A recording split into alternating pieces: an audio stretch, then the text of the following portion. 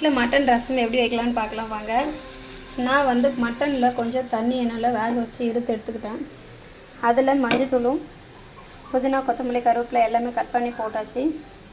அதுக்கப்புறம் 1 ஸ்பூன் மிளகு, 1 ஸ்பூன் சீரகம், அப்புறம் நமக்கு தேவையான அளவு 5 பல் பூண்டு, ஒரு 3-4 தக்காளி எல்லாத்தையும் ஒன்றா போட்டு ஒரு பச்சை மிளகாவோட நல்லா மிக்சியில் அடித்தாச்சு.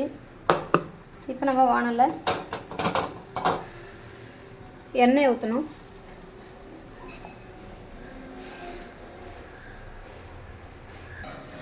நம்ம ஒரு 1/4 ஸ்பூன் கடுகு போட்டுடலாம்.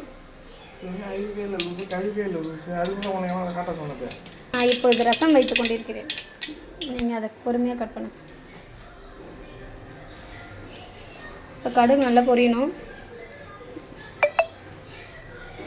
நெய் எடுங்க.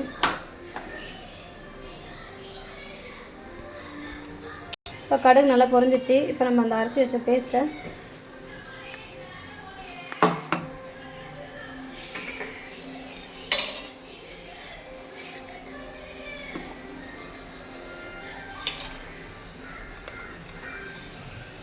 சேர்த்துடலாம்.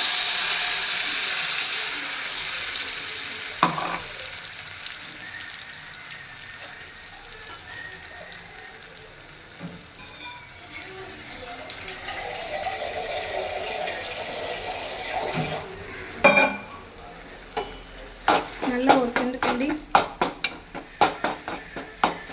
லைட்டாக பச்சை வாசனை போனால் போதும்.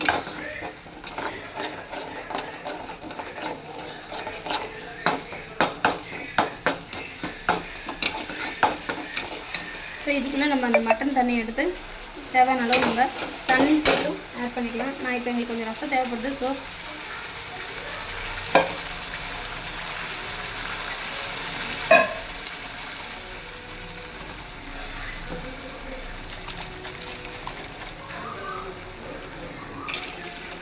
ஒரு 1/2 லிட்டர் தண்ணி கலந்துக்கிட்டேன்.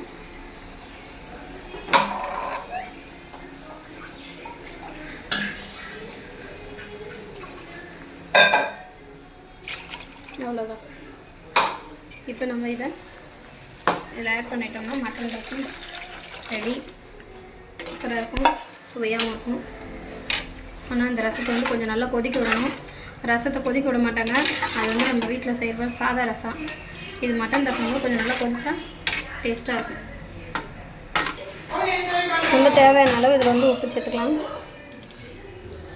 இந்த ரசத்துக்கு ரொம்ப முக்கியமாக உப்பு தாங்க, டேஸ்ட்டாக இருக்கும். நல்லா உப்பு போட்டு நல்லா கலக்கி விட்டுணும். ரசம் நல்லா கொதி வந்தோடனே நம்ம எடுத்து வேறு ஒரு பாத்திரத்தில் மாற்றிக்கணும். நல்லா கொதிக்குது. ரசத்தை நல்லா மூடி போட்டு நல்லா கொதிக்க விடலாம்.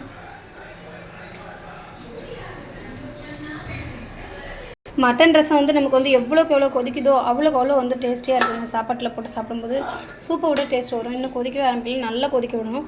அப்போ தான் டேஸ்ட் வரும் சாதத்தில் சுட சுட சாப்பிடக்குள்ள. நம்ம அப்பப்போ கொஞ்சம் பார்த்துக்க வேண்டியதான் ரசம் நல்லா கொதிச்சிருக்கான்னு. நல்லா கொதிச்சு வருதுன்னு நினைக்கிறேன். வா சூப்பர். இந்த முக்கியம் வர அழகே ஒரு தனி அழகாக இருக்குல்ல. இந்த கடலில் அலையெல்லாம் பொங்கி வரும் பார்த்திங்களா, அந்த மாதிரி இந்த ரசம் நல்லா பொங்கி வருது. இது நல்லா கொதிக்கணுங்க. மட்டன் ரசம் நல்லா கொதிக்கணும், உடனே இறக்கக்கூடாது. ஏன்னா அதில் மசாலாலாம் சேர்த்துருக்கனால அது நல்லா வந்து எண்ணெய் பிரிஞ்சு வரணும். ஸோ அவ்வளோதாங்க. இது மாதிரி உங்கள் வீட்டில் நீங்களும் மட்டன் ரசம் ரெடி பண்ணி சாப்பிட்ருந்தா எனக்கு கமெண்ட்டில் மறக்காமல் சொல்லுங்கள். என்னோடய சேனலுக்கு சப்போர்ட் பண்ணுங்கள், சப்ஸ்கிரைப் பண்ணுங்கள். பாய், தேங்க்யூ.